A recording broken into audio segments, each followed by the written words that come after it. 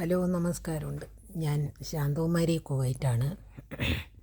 ഞാൻ വീണ്ടും നമ്മുടെ അങ്കോലയോ ഷിരൂരിലെയോ അർജുനെ കുറിച്ച് പറയുന്നതാണ്. എൻ്റെ ഒരു ശരികൾ വെച്ചാണ് ഞാൻ പറയുന്നത്. ഇപ്പോൾ മണ്ണ് ഇടിഞ്ഞ് വന്ന് വണ്ടി മറിഞ്ഞ് അതായത് മണ്ണിൻ്റെ ചെളിയിലും വെള്ളത്തിലും കൂടെ ഉരുണ്ട് കടയും ഇടിച്ച് തകർന്ന് വണ്ടി പോയി മൺകൂനയിലേക്ക് മറിഞ്ഞു എന്നുള്ള ഒരു നിഗമനം ആരും ഇതുവരെ കണ്ടുപിടിച്ചിട്ടുമില്ല എന്ന് പറയുമ്പോൾ എൻ്റെ ഒരു ശരിയാണ് ഞാൻ ചിന്തിക്കുന്നത്.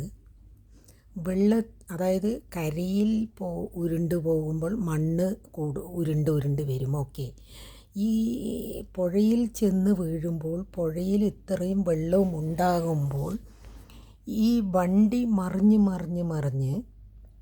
പോകുമ്പോൾ അതിൽ മണ്ണുണ്ടാകാൻ സാധ്യതയില്ല. അപ്പോൾ ഈ വണ്ടി മറിഞ്ഞ് കുറേ ദൂരം ഈ വെള്ളത്തിൻ്റെ ശക്തിയിൽ ഒലിച്ചു പോയിട്ടുണ്ടാവാം. അർജുനന് നീന്താൻ അറിയോ എന്നൊന്നും എനിക്കറിയില്ല. അപ്പോൾ ഈ അർജുനൻ പറയുന്ന കുട്ടി ഇരിക്കുന്ന വണ്ടിയിലത്തെ ഡോറായാലും എന്തായാലും തകർന്നിട്ടുണ്ടെങ്കിൽ മറിയുമ്പോൾ സ്വാഭാവികം അത് ഈ ശക്തിയിൽ തുറക്കാനൊരു വഴിയുണ്ട്. അപ്പോൾ ഞാൻ പറഞ്ഞു വരുന്നത്, ഈ ഒലിച്ചൊലിച്ച് പോകുമ്പോൾ ഈ ഒഴുക്കിനനുസരിച്ച് വണ്ടി അങ്ങോട്ടും ഇങ്ങോട്ടും നീങ്ങുമ്പോൾ ഒരു സമയം ഈ 3 മണിക്കൂറിൻ്റെ ഉള്ളിൽ ഒരാൾ 3 മണിക്കൂറിൽ ഓക്സിജൻ കിട്ടിയില്ലെങ്കിൽ മരിക്കുമെന്നാണല്ലോ പറയുന്നത്. ഈ 3 മണിക്കൂറിൻ്റെ ഉള്ളിൽ ഈ വണ്ടി ഉരുണ്ട് വെള്ളത്തിൽ കൂടെ പോയിട്ട് ഏതെങ്കിലും ഒരു ഭാഗത്ത് ജസ്റ്റ് അർജുനൻ ചാടി രക്ഷപ്പെട്ട് നീന്തി മറുകരയിൽ കയറിയിട്ടുണ്ടെങ്കിൽ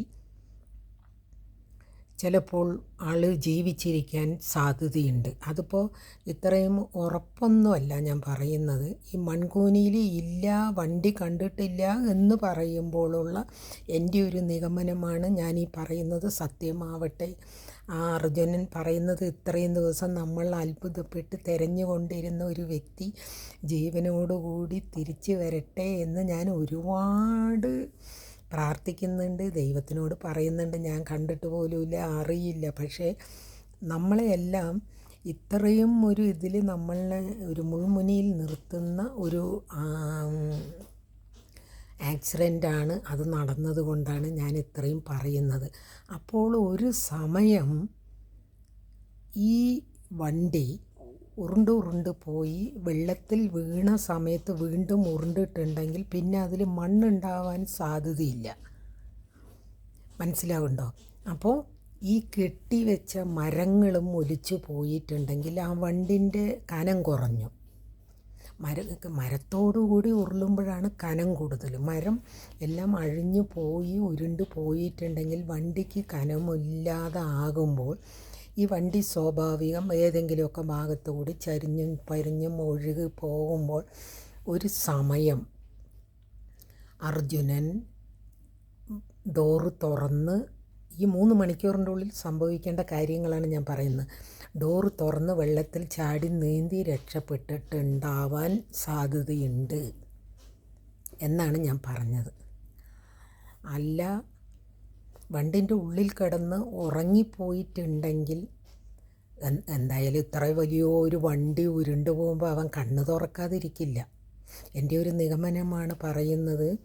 എല്ലാവരും ഒന്ന് ഷെയർ ചെയ്യണം. ഓക്കെ, അപ്പോൾ എന്നെ സപ്പോർട്ട് ചെയ്യണം, എല്ലാവരും ഷെയർ ചെയ്യണം എന്നാണ് ഞാൻ ആഗ്രഹിക്കുന്നത്. എനിക്ക് യൂട്യൂബിൽ ലൈവിൽ പറയാൻ അറിയില്ല. ഞാൻ അതാണ് ഇത് ക്യാമറയിൽ പിടിച്ച് യൂട്യൂബിലിടുകയാണ്. അല്ലാതെ എനിക്ക് നേരിട്ട് പറയാൻ അറിയാത്തത് കൊണ്ടാണ്. ഫോണിനെ കുറിച്ചൊന്നും വലിയ അറിവില്ല. അപ്പോൾ ഞാൻ പറഞ്ഞു വന്നത്, ഒരു സമയം, അതായത് ഈ പുഴ പോയി ചേരുന്ന കടൽ ഭാഗത്ത് ആയാലും അവിടെ നിന്ന് എത്ര കിലോമീറ്റർ ഉണ്ട് ദൂരം എന്നൊന്നും എനിക്കറിയില്ല. ഞാൻ അതിനെക്കുറിച്ച് കണ്ടിട്ടില്ല. ഞാൻ ഈ വീഡിയോയിൽ ഇങ്ങനെ കാണുന്നതിനെക്കുറിച്ചാണ് പറയുന്നത്. ഒരു സമയം അർജുനൻ നീന്തി രക്ഷപ്പെട്ട് ഏതെങ്കിലും ഭാഗത്ത് എത്തിയിട്ടുണ്ടാകും എന്ന് തന്നെയാണ് എൻ്റെ ഒരു നിഗമനം വരുന്നത്, നീന്താൻ അറിയുന്ന വ്യക്തിയാണെങ്കിൽ. അപ്പോൾ എനിക്ക് അർജുൻ്റെ വീട്ടുകാരോട് പറയുന്നത്, നിങ്ങളൊരിക്കലും മനസ്സിൽ മരിച്ചു എന്ന് ഉറപ്പ് വരാത്തിടത്തോളം കാലം നിങ്ങൾ ആ കുട്ടി മരിച്ചു എന്ന് ചിന്തിക്കരുത്. കാരണം ഒരു സമയം ദൈവം അവനായുസ്സ് ഇട്ടിട്ടുണ്ടെങ്കിൽ തിരിച്ചു വരുമെന്നുള്ളൊരു പ്രതീക്ഷയിൽ നിങ്ങൾ ജീവിക്കുന്നത് തന്നോടാണ് എനിക്ക് നല്ലത്. കാരണം എന്താണെന്ന് പറഞ്ഞാൽ എൻ്റെ ഒരു മനസ്സ് പറയുന്നത് ഇപ്പോഴും ആ കുട്ടി മരിച്ചിട്ടില്ല എന്ന് തന്നെയാണ് എൻ്റെ ഒരു മനസ്സിൽ തോന്നുന്നത്. ആ വെള്ളത്തിനടിയിൽ വണ്ടിയില്ല, വണ്ടിയിൽ അങ്ങനെ ഒരു ഇതില്ല എന്ന് പറയുമ്പോൾ എനിക്ക് തോന്നുന്നത് ആ കുട്ടി മരിച്ചിട്ടില്ല എന്ന് തന്നെയാണ്. അപ്പോൾ അതുകൊണ്ട് നിങ്ങൾ പ്രതീക്ഷയോടുകൂടി കൈവിടുക. ദൈവം വിചാരിച്ചിട്ടുണ്ടെങ്കിൽ ഈ വെള്ളം ഇതൊന്നും ഒരു വലിയ കാര്യമല്ല തമ്പുരാന്, ഭഗവാൻ കൃഷ്ണനും ഈ ലോകത്തുള്ള ഒരു ശക്തിക്ക് അതൊന്നും ഒരു വലിയ കാര്യമല്ല. അവൻ തീർച്ചയായിട്ടും തിരിച്ചു വരും എന്ന് തന്നെയാണ് എൻ്റെയും ഒരു വിശ്വാസം. അപ്പോൾ എൻ്റെ ഒരു നിഗമനമാണ് ഞാൻ ഈ പറഞ്ഞത്. അതായത് വണ്ടി മണ്ണ് തള്ളി തള്ളി വന്നപ്പോൾ, ഉരുണ്ട് വന്നപ്പോൾ, മണ്ണിൻ്റെ അടിയിലായപ്പോൾ അവനൊന്നും ചെയ്യാൻ പറ്റിയില്ലെങ്കിൽ ഇത് പുഴയിലേക്ക് വീഴുന്ന ആഘാതത്തിൽ ആ മണ്ണ് മുഴുവൻ പോയി ഈ വണ്ടി വെള്ളത്തിൽ വീണ് ഒലിച്ചു പോകുമ്പോൾ ആ മണ്ണും പോയിട്ടുണ്ടാവും, മരങ്ങളും പോയിട്ടുണ്ടാവും. സ്വാഭാവികം അതാണ് സംഭവിച്ചിട്ടുണ്ടാകുക. അപ്പോൾ എവിടെയെങ്കിലും ഈ വെള്ളത്തിൻ്റെ ഒഴുക്കുണ്ടല്ലോ, ഓരോ സൈഡിൽ കൂടിയും ഓരോ ഭാഗത്തു കൂടിയും വണ്ടി എന്തായാലും നടുക്കുകൂടി ആയിരിക്കില്ലല്ലോ പോയിട്ടുണ്ടാകുക. അപ്പോൾ ഏതെങ്കിലും ഭാഗത്തെത്തി ആൾ ഈ 3 മണിക്കൂറിൻ്റെ ഉള്ളിൽ ചാടി രക്ഷപ്പെട്ട് ഏതെങ്കിലും ഒരു ഭാഗത്ത് കയറിപ്പോയിട്ടുണ്ടെങ്കിൽ ചിലപ്പോൾ ഇതിൻ്റെ ആഘാതത്തിൽ അവന് സംസാരിക്കാൻ പറ്റായികയോ ഇല്ലെങ്കിൽ വയ്യായികയോ ഇല്ലെങ്കിൽ എന്തെങ്കിലും സംഭവിച്ചിട്ടുണ്ടെങ്കിൽ അവന് ചിലപ്പോൾ എവിടെയെങ്കിലും ആരെങ്കിലും രക്ഷിച്ച് ഇരുത്തിയിട്ടുണ്ടാവാം. നമ്മൾ സിനിമയിലും ഒരുപാട് ഇതുപോലെയൊക്കെ കേട്ടിട്ടുണ്ട്, കണ്ടിട്ടൊക്കെ ഉണ്ടല്ലോ. അങ്ങനെ വിശ്വസിക്കാം നമ്മൾക്ക്. ഓക്കെ. അപ്പോൾ അവൻ ചാടിയിട്ടുണ്ടെങ്കിൽ ഈ വണ്ടി പോയി കടലിൻ്റെ അവിടേക്ക് പോയി ചേർന്നിട്ടുണ്ടാവാൻ സാധ്യതയുണ്ട്. ആ വെള്ളത്തിൽ ഒലിച്ചൊലിച്ച് പോയി വണ്ടി പോയിട്ടുണ്ടാവും. അതായത് മരങ്ങളൊക്കെ പോയി എന്ന് പറയുമ്പോൾ വണ്ടി ഒലിച്ചു പോയിട്ടുണ്ടാവും. അതെവിടെയും താഴ്ന്നു നിൽക്കാൻ വഴിയില്ല എന്നാണ് എൻ്റെ ഒരു ബുദ്ധിയിൽ ഉദിച്ചതാണ് ഞാനീ പറയുന്നത്. ഓക്കെ. അപ്പോൾ ഞാൻ പറയുന്നത് അവൻ എവിടെയോ കരവിൽ, അതായത് വല്ല കയ്യും കാലിനും ഒടിവ് പറ്റിയ അല്ലെങ്കിൽ എന്തെങ്കിലും വണ്ടിയിലല്ലേ മണ്ണ് അത്രമാത്രം പാറയും മണ്ണും മരങ്ങളും കൂടി വന്നതല്ലേ, എന്തെങ്കിലും കയ്യും കാലിന് എന്തെങ്കിലും പരിക്ക് പറ്റിയ അങ്ങനെ എന്തെങ്കിലും സംഭവിച്ചിട്ടുണ്ട്. അവൻ എങ്ങനെയെങ്കിലും മരണവെപ്രാളത്തിൽ എൻ്റെ ജീവൻ നിലനിർത്തണം എന്നുള്ള ഒരു മനസ്സിൻ്റെ ഒരിത്, അതായത് എൻ്റെ കുടുംബം, എൻ്റെ ഭാര്യ, എൻ്റെ മക്കൾ, എൻ്റെ അച്ഛനും അമ്മ, അങ്ങനെയുള്ളൊരിത് വരുമ്പോൾ അവൻ വേദനയൊന്നും ചിന്തിച്ചിട്ടുണ്ടാവില്ല.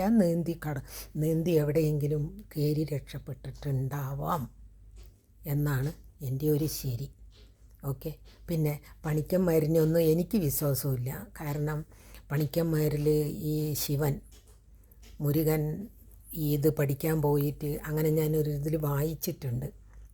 പഠിച്ചു കഴിഞ്ഞ് വന്നിട്ട് രാശി പഠിക്കാൻ പോയി. മുരുകൻ പഠിച്ചു കഴിഞ്ഞ് വന്നിട്ട് പാർവതി ചോദിക്കുന്നുണ്ട്, നീ എന്താണ് പഠിച്ച് എന്ന് ചോദിക്കുമ്പോൾ മുരുകൻ പറയുന്നുണ്ട് 3/4 നാഴിക നേരം ശിവൻ ഭിക്ഷയെടുക്കുമെന്നുള്ളൊരു ഇതും കൂടിയിട്ട് മുരുകൻ പറയുന്നുണ്ട്. ഉടനെ പാർവതി വേഷമെടുത്ത് ഭിക്ഷ കൊടുക്കാൻ വേണ്ടി നിൽക്കുന്നുണ്ട്. ശിവൻ ഭിക്ഷയ്ക്ക് വരുന്നുണ്ട്.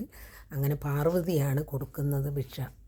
അപ്പോൾ ശപിക്കുകയാണ് മുരുകനെ. അതായത് നീ പറയുന്നതിൽ 3/4 ഭാഗവും നുണയും, 10ൽ 7 ശരിയും 3 ശരിയും 3, അതായത് പകുതി ശരിയും പകുതി ഇതാണെന്ന്. അതുകൊണ്ട് എനിക്ക് പണിക്കന്മാർ പറയുന്നതിലൊന്നും ഈശ്വരനിൽ വലുത് ആരും ഇല്ല എന്നുള്ള ചിന്തിക്കുന്നതാണ് ഞാൻ. ചില സമയങ്ങളിൽ വിദ്യാഭ്യാസം, ശാസ്ത്രം, പഠിപ്പ് എല്ലാത്തിലും കൂടുതൽ ദൈവത്തിൻ്റെ ശക്തി പ്രവർത്തിച്ചിട്ട് രക്ഷപ്പെടാം. അതാണ് എൻ്റെ ശരി. അപ്പോൾ ആ വീട്ടുകാരോട് എനിക്ക് പ്രത്യേകം പറയാനുള്ളത്, നിങ്ങൾ ഒരിക്കലും അവൻ മരിച്ചു എന്ന് ചിന്തിക്കരുത്. ഒരു സമയം അവൻ എവിടെയെങ്കിലും ഉണ്ടാവാം, ഏതെങ്കിലും ഭാഗത്ത് ഇല്ലെങ്കിൽ ഏതെങ്കിലും ജില്ലയിലോ ഏതെങ്കിലും ആ വെള്ളത്തിൻ്റെ ഒഴുക്കിനനുസരിച്ച് എവിടെയെങ്കിലും അവൻ പോയി പെട്ടിട്ടുണ്ടാവാം, ആരെങ്കിലും രക്ഷപ്പെടുത്തിയിട്ടുണ്ടാവാം എന്ന് ചിന്തിക്കാമല്ലോ നമ്മൾക്ക്. ഓക്കെ. അപ്പോൾ എല്ലാവരും നന്നായിരിക്കട്ടെ, അവർക്കൊരു ശുഭവാർത്ത വരട്ടെ എന്ന് ഞാൻ പ്രാർത്ഥിക്കുന്നു. Okay, by.